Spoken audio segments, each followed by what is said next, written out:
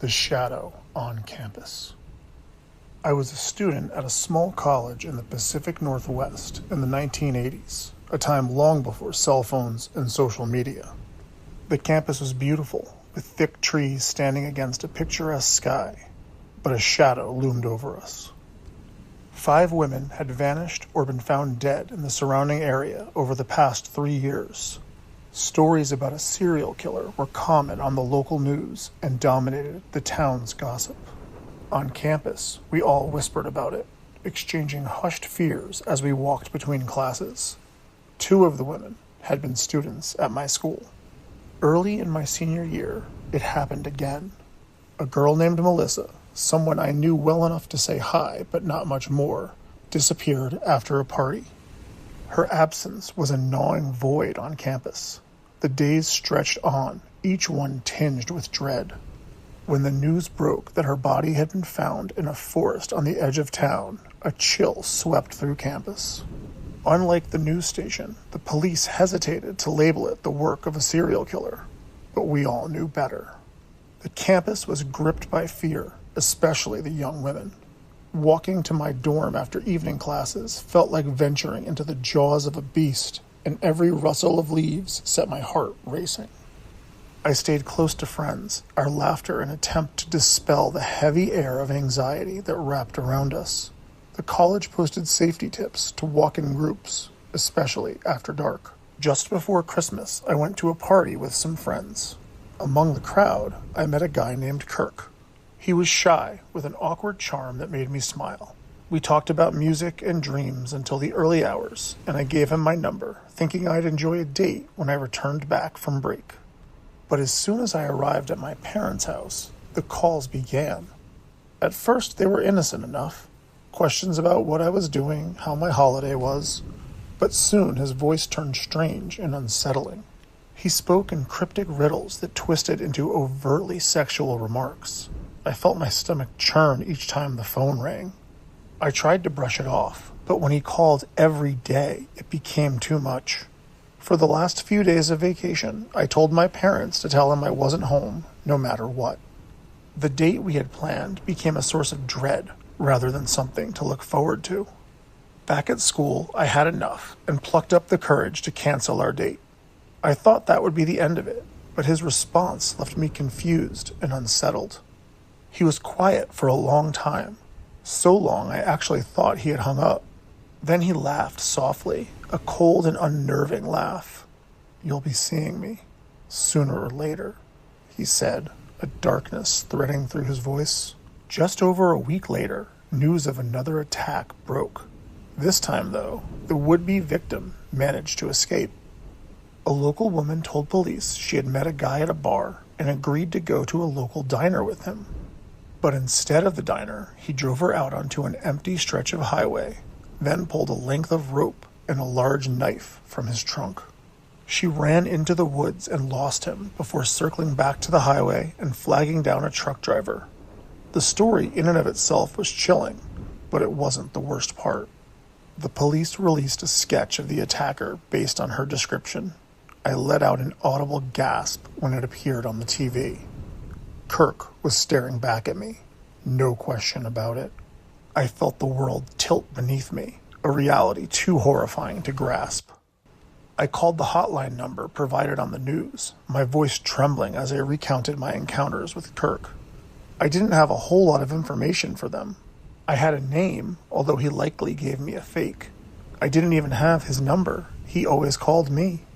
The only thing concrete I really had was the location of the party I met him at. The police thanked me, but I felt a wave of frustration and helplessness wash over me. I was just a college student, but the fear that gripped me felt more real than any evidence I could possibly provide. Weeks went by, and the unease settled into a deep, abiding fear. Kirk never called again, but I felt his presence in every shadow that crossed my path. As winter gave way to spring and the campus came alive with new growth, I often found myself looking over my shoulder, convinced I was being watched. There were no more killings or mysterious disappearances before I graduated. I moved away right after, eager to escape a madman that I was sure had me in his crosshairs. More deaths came after I left, though. The unknown killer became known as the Hemlock Slayer for his propensity to leave his victims in the forests. Experts disagree as to whether the same person was responsible for 5 murders, or 7, or as many as 10. He was never caught. Even now, as a grandmother telling this story, I can't shake the feeling that Kirk is still out there. His final words still haunt me. You'll be seeing me sooner or later. It was a different time. A time with fewer eyes on the world and more ways to slip through the cracks. The thought of him lurking somewhere, waiting to pounce again, has never fully left me. I'm sure it never will.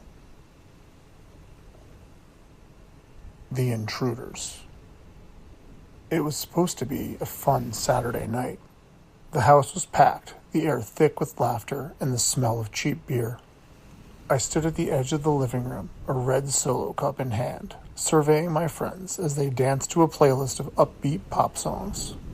It felt like a scene out of a movie. Everyone was carefree, lost in the rhythm of college life. But all of that changed in an instant.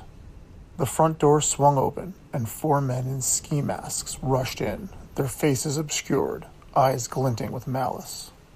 My heart dropped. They were shouting, their voices sharp and commanding. "Everyone down! Nobody move!" Panic surged through the room, shouts of confusion drowning out the music as partygoers hit the floor. I crouched behind the sofa, my mind racing. My friends were scattered around, some still frozen in disbelief. The robbers, clad in dark clothing and brandishing weapons, began to shout orders, demanding wallets, phones, anything of value. Fear tightened around my chest like a vice. From my position, I could see Jake, one of my closest friends, trembling by the fireplace. His eyes darted around, wide and fearful. I gestured for him to get down, then quietly reached for my phone in my pocket.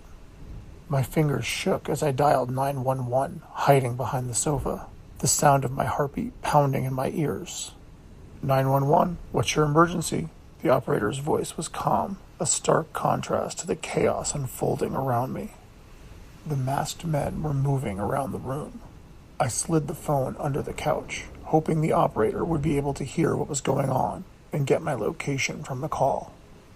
"We don't want to kill any of y'all, so don't make us," one of the men yelled. I focused on keeping my breathing slow, the sound of the robbers echoing in my ears. They rifled through backpacks, tossing belongings aside like they were worthless. I watched in horror as one of them pointed a gun at a girl who had frozen in fear, her eyes wide and glassy. "Give me your purse," he yelled, and she fumbled, getting the strap off her shoulder and over her head, tears streaming down her face. I wanted to jump up and confront them, but I knew that would only get me shot. Instead, I shifted my gaze back to Jake, motioning for him to stay low. He looked like he was going to be sick.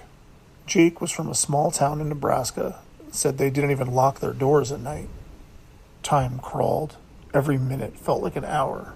I could hear the robbers arguing amongst themselves, their voices low and threatening.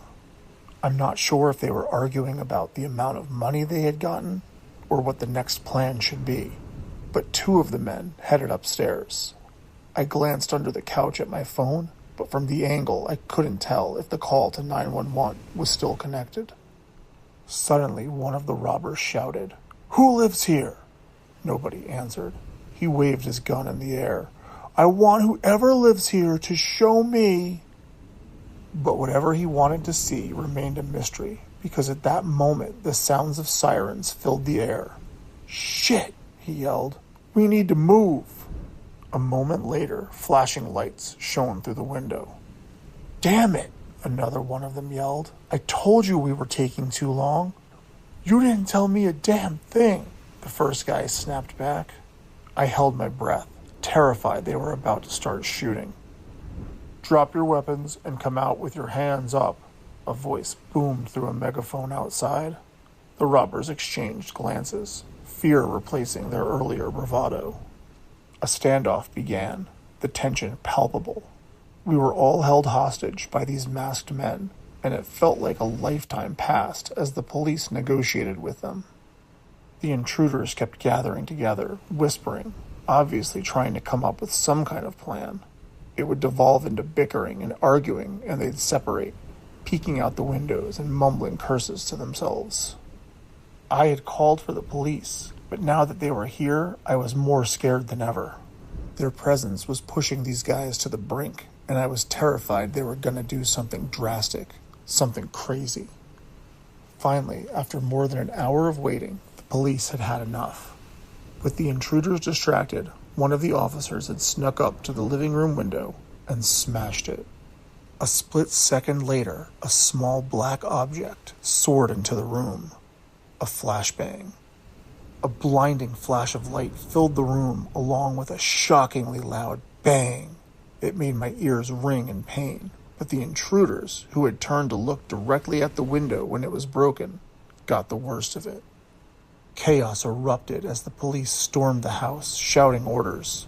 I felt a rush of relief wash over me.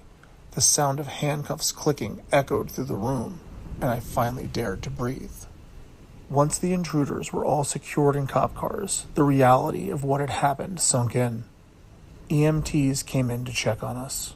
We were shaken, but we were safe. The night would be etched in our memories forever, a grim reminder of how quickly life can change. We held each other close, grateful to have made it through, our laughter a fragile echo against the backdrop of fear. The roommate. As a freshman in college, I was excited to start this new chapter of my life. The campus was vibrant, and I was ready to embrace all the freedom and opportunities that came with it. My roommate, Crystal, seemed like the perfect match at first. She was bubbly and full of energy, always chatting and laughing, and it was hard not to be drawn in by her warmth. But soon enough, her friendliness started to feel overwhelming. From the beginning, Crystal took liberties with my things. My clothes mysteriously disappeared from the closet, only to reappear on her side of the room, wrinkled and smelling like her overpowering perfume. She invited guys over at all hours, filling our small space with noise and chaos. I tried to set boundaries, but she brushed off my concerns with her cheerful demeanor, as if I were being overly sensitive.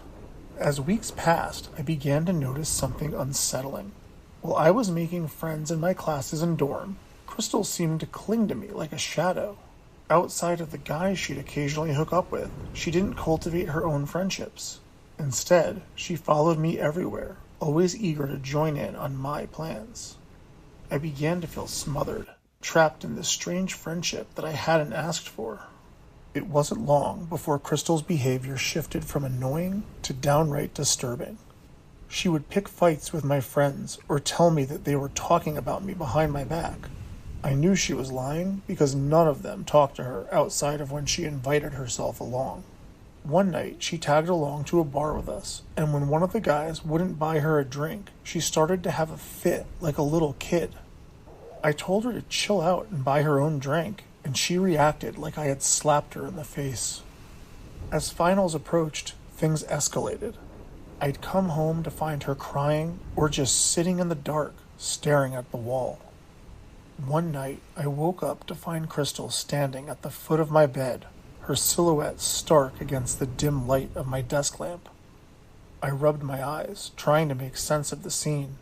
My heart jumped into my throat as I realized she was holding a pair of scissors, the metal gleaming dangerously. She was smiling at me, this twisted grin. "What are you doing?" I managed to stammer, fear tightening my throat. Crystal's smile faltered, replaced by an expression of rage. "You're such a bad friend. You just take and take and take. You don't let me have anything of my own. No friends, no boyfriend, nothing. You bitch." Her voice rose louder and louder, a sharp contrast to her usual bubbly tone. Before I could respond, she turned and slashed the scissors across a poster on the wall over my bed, her anger exploding as she began trashing our room. Books flew from the shelves, clothes scattered like confetti, and her screams echoed in my ears. For a moment I was frozen in shock, panic overtaking my senses. Then, With a surge of adrenaline, I bolted past her, shoving through our door and sprinting down the hall. Some of the residents were sticking their heads out of their rooms, roused by Crystal's screaming. My heart raced as I pounded on my RA's door, breathless and terrified. The RA, groggy and confused, called campus security. I could hear Crystal's frenzied shouts even from the hallway, and it sent chills down my spine. When security arrived, they found Crystal still in our room, surrounded by the chaos she'd created, sobbing and mumbling about how nobody liked her. They escorted her out, her head buried in her hands, crying. I watched from a distance, shaking, relieved yet horrified. The days that followed were surreal. Crystal didn't return to our room before Christmas break, and I learned from my RA that she had withdrawn from school. When I came back in January, her side of the room was empty, the remains of her presence stripped away like she had never been there. I was assigned a new roommate soon after, someone who was quiet, respectful, and far more normal. As I settled into my new routine, I couldn't shake the memory of Crystal. I often wondered what happened to her. Did she have a mental illness? Was there something deeper that I had missed? I hoped she found the help she needed before her obsessions turned dangerous for someone else. I really do hope she's okay, but I also know I'll never forget the year I learned just how terrifying a seemingly friendly face can be. Thanks for listening. If you enjoyed these allegedly true college horror stories, please like the video and subscribe to the channel. We'll see you next time with more whispers from the pines.